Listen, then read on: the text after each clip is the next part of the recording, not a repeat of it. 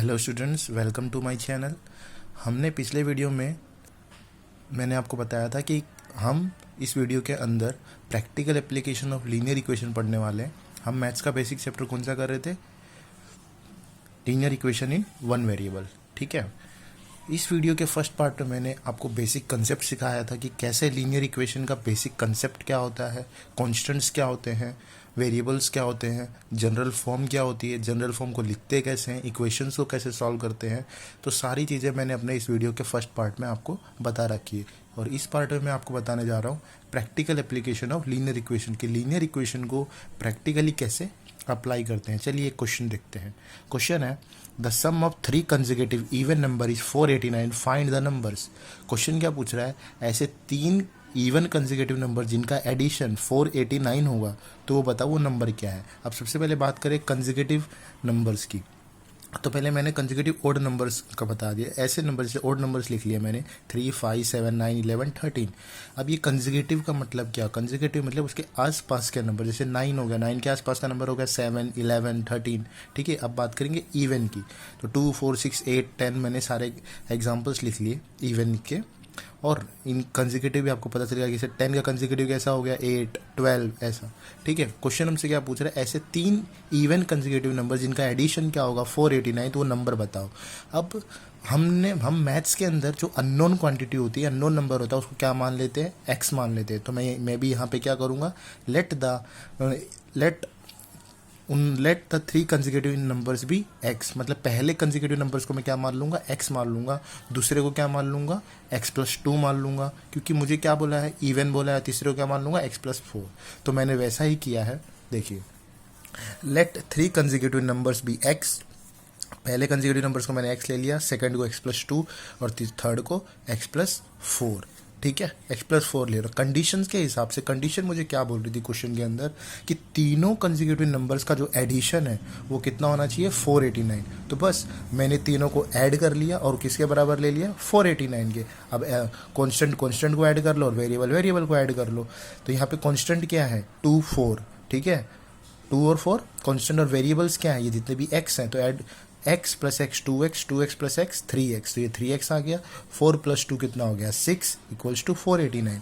अब मैंने पिछले वीडियो में बताया था कि कांस्टेंट को कांस्टेंट के साथ डील करनी है और वेरिएबल को वेरिएबल के साथ। तो यहाँ पे कांस्टेंट क्या है? 489, तो 3x एज इट इज रहेगा। 489 - 6 कितना हो गया? 483।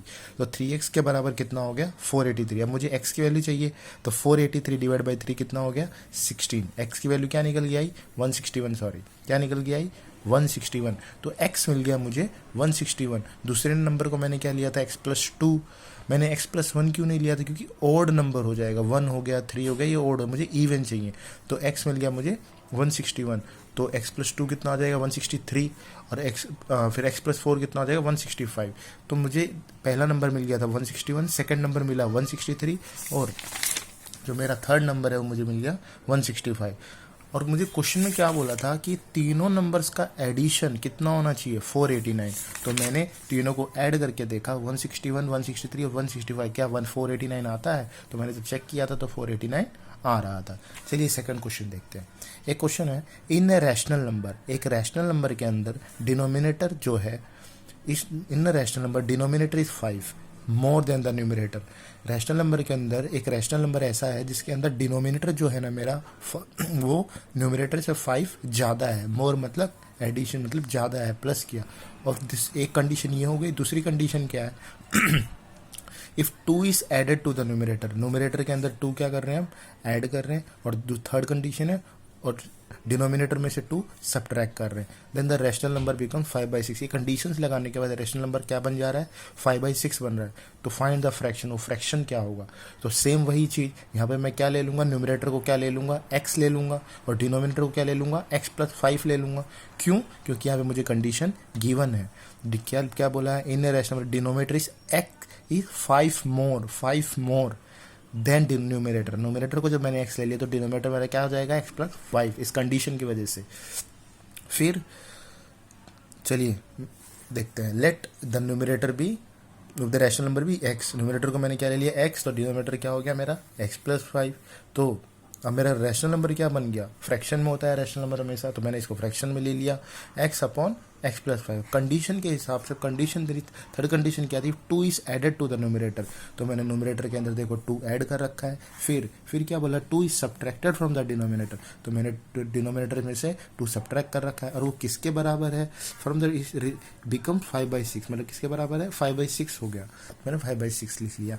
अब x प्लस 5 माइनस 2 क्या, तो ये 3 हो गया, x plus 2 upon x plus 3 ये हो गया 5/6। अब यहाँ पे LHS और LHS है यहाँ पे और RHS है, ठीक है, मतलब x प्लस 2 और x प्लस 3 किसके बराबर है, 5/6। अब जब भी ऐसी कंडीशन आए, तो मैंने आपको मेरे पिछले वीडियो में बताया था कि जब भी ऐसा इक्वल टू साइन आएगा दो नंबर्स, हम लोग क्या यूज़ करेंगे, क्रॉस मल्टीप्लीकेशन मेथड। इस पूरे 6 टर्म को x प्लस 2 के साथ मल्टीप्लाई करेंगे, 5 को x प्लस 3 के साथ। तो जब मैं इसको मल्टीप्लाई करूंगा 6 को x प्लस 2 के साथ, ये क्या हो जाएगा, 6x प्लस 12, और ये क्या हो जाएगा, 5x प्लस 15, क्या हो जाएगा, 5x प्लस 15। तो ये इक्वेशंस हो गई। अब कांस्टेंट को कांस्टेंट के साथ और वेरिएबल को वेरिएबल के साथ, तो 6x माइनस 5x कितना हो गया, x, और 15 माइनस 12 कितना हो गया, 3। तो x की वैल्यू निकल के आई 3। बस अब इस x की वैल्यू कुछ कंडीशन में सब्स्टिट्यूट कर दो, जो कंडीशन हमने यहाँ पे बनाई थी। x की वैल्यू कितनी है, 3, और यहाँ पे 3 प्लस 5 कितना, 8, तो 3/8 हो गया। बस ये 3/8 हमने फाइंड कर रखा है। होप आपको ये क्वेश्चन समझ में आया होगा। अगर आपको इस क्वेश्चन में कोई डाउट है तो प्लीज़ आप कमेंट बॉक्स में कमेंट करके मुझसे पूछ सकते हैं। अब नेक्स्ट क्वेश्चन लेते हैं, एक width of the garden. Garden की जो विड्थ है वो 4/5 फुट्स लेंथ है, मतलब गार्डन की कुछ ना कुछ लेंथ होगी, उसका 4/5 विड्थ है। तो कंडीशन यहाँ पे क्या आ रही है कि लेंथ कितनी है, 4/5 ऑफ विड्थ, 4/5 ऑफ विड्थ, ठीक है। तो मैं यहाँ पे क्या लूँगा, ये कंडीशन। फिर फाइंड द डायमेंशन, मुझे इसके डायमेंशंस में फाइंड करना। डायमेंशंस का मतलब होता है मेजरमेंट फाइंड करके देना मुझे, मतलब इसकी लेंथ और ब्रेड्थ फाइंड करके देनी है। पेरीमीटर मुझे यहाँ पे गिवन है, तो यहाँ पे अननोन क्वांटिटी मेरे लिए लेंथ है, तो मैंने लेंथ को क्या ले लिया, x मीटर, और विड्थ के लिए मैंने कंडीशन लगा ली 4/5 x मीटर। इस कंडीशन को देखते, ठीक है। पेरीमीटर का फॉर्मूला क्या होता है, पेरीमीटर का यहाँ पे मैंने गार्डन को रेक्टेंगल माना, तो रेक्टेंगल का पेरीमीटर का फॉर्मूला क्या होगा, 2 इंटू लेंथ प्लस ब्रेड, तो ये 2 आ गया, ये इंटू लेंथ कितना है मेरा x, और ब्रेड कितना है मेरा 4/5x। तो मैंने 1 और 5 का एलसीएम ले लिया, तो 1 और 5 का एलसीएम क्या होता है, 5। जब मैंने इसको सॉल्व किया एलसीएम मेथड से, तो मेरा क्या आया, 9x/5 इक्वल्स टू 180। 180 चलते आ रहा था ये, ठीक ना। पेरीमीटर तो मुझे गिवन था ना, कितना, 180 गिवन है। तो बस अब क्या कर लो, x की वैल्यू निकाल लो। x की वैल्यू निकाली तो कितनी आ गई, 50 मीटर। तो लेंथ हो गया मेरा 50 मीटर, और ब्रेड्थ, अब ब्रेड्थ मेरा कंडीशन में डाल दो, x है मेरा 50, तो 4/5 इंटू 50, तो 5 × 5, 5 × 10 50, तो 10 4 40 मीटर, ठीक है। चलिए एक क्वेश्चन और बताता हूँ मैं आपको। ये क्वेश्चन है एजेस वाला, क्योंकि हम जो linear equation in one variable है वो बहुत से वैरायटी ऑफ में अप्लाई कर सकते हैं उसके कंसेप्ट को, और उसके कंसेप्ट को देख के हम सम कैसी भी वैरायटी ऑफ सम्स को सॉल्व कर सकते हैं। मैंने आपको 3 से 4 बताए। अब ये देखिए, ये एजेस वाला क्वेश्चन है। The age of Rahul and Haroon are in the ratio is 5:7, मतलब राहुल और हरून का एज का रेशियो दिया हुआ है 5:7, पर मुझे उनकी एज पता नहीं है। 4 years लेटर, 4 साल बाद, the sum of their ages will be 56 year, 4 साल बाद उनकी एज का जो एडिशन है वो कितना हो जाएगा, 56 ईयर। तो ये बताओ what are their present ages, अभी उनकी उम्र कितनी होगी। क्वेश्चन मैं आपको वापस से बताता हूँ। राहुल और हरून 2 पर्सन है, उनके मुझे एज का रेशियो दे रखा है, मुझे ये नहीं पता कि कितने साल के हैं वो दोनों, ठीक है। और फिर क्या बोला कि 4 साल बाद जब वो मिलेंगे तो उनका एज का एडिशन कितना हो जाएगा, 56। तो what are their present age, तो यहाँ पे मैं राहुल की एज को ले लूँगा 5x और हरून की एज को ले लूँगा 7x, और अब उसके बाद मैं कंडीशन लगा दूंगा दूसरी, आफ्टर 4 years, तो दोनों की उम्र में मैं 4 साल का एडिशन कर दूंगा। तो यहाँ पे क्या हो जाएगा, 5x + 4 और 7x + 4, और किसके बराबर हो जाएगा, 56, है ना। तो वही चीज़ मैंने यहाँ पे अप्लाई कर रखी है। यहाँ पे हो गया 5x + 4, यहाँ पे हो गया 7x + 4, और दोनों को ऐड करके किसके बराबर ले लिया, 56। और यहाँ पे जो मेरा अननोन वेरिएबल था x, उसकी वैल्यू मैंने निकाल ली 4। अब इस 4 को मैंने अपनी इक्वेशन के अंदर सब्स्टिट्यूट कर दिया, जो मैंने लिया हुआ था कि यहाँ पे क्या परसेंटेजेस को मैंने x लिया हुआ था, बस उस 4 को मल्टीप्लाई कर दो, 5 4 जा 20 और 7 4 जा 28, ठीक है। तो यही हमारे आंसर्स आए हुए हैं। होप आपको ये प्रैक्टिकल एप्लीकेशन समझ में आए होंगे। नहीं आए होंगे तो जो भी सम के अंदर आपको डाउट है तो प्लीज़ कमेंट बॉक्स के अंदर कमेंट कीजिए और पूछिए। अगर आपको ये वीडियो से आपने कुछ भी सीखा हो तो प्लीज़ इसे लाइक कीजिए, सब्सक्राइब कीजिए और अपने फ्रेंड्स के साथ शेयर कीजिए, ठीक है। Thank you.